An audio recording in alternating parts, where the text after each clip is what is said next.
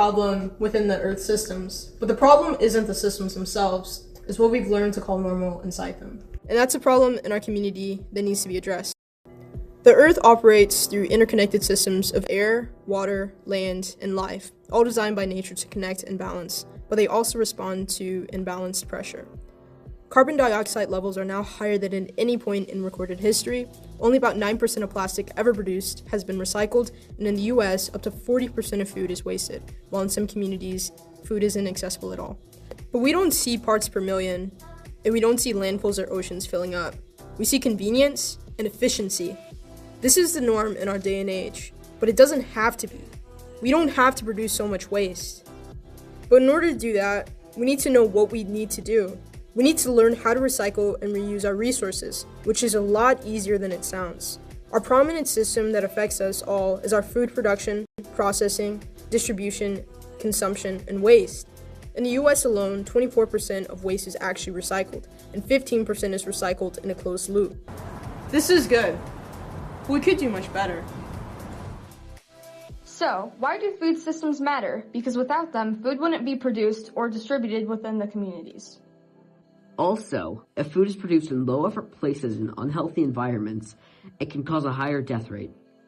Locally grown food has more nutrients and benefits the local food systems that boost the economy. Keeping food local benefits our communities instead of the big food corporations. 40% of kids worldwide suffer from lack of healthy and safe food to eat, and over 125,000 die every year because they do not have reliable food that is safe and healthy. Sustainable food production is a practice that needs support from its communities.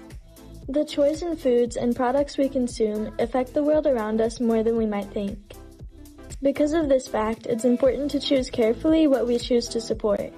But what can we do to help? Well, one of the solutions for the issue at hand could be eating and buying a portion of your food from local farms, restaurants, or grocers.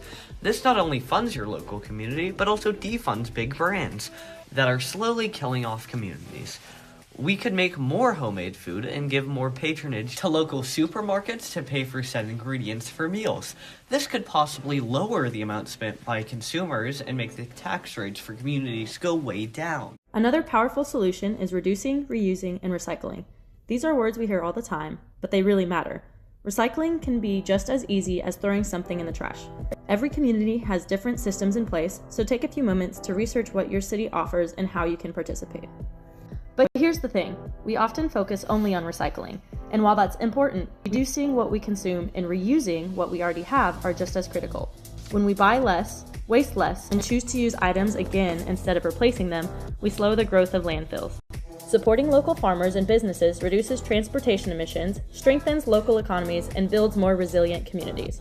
If everyone became just a little more mindful of their daily choices, the impact would be huge.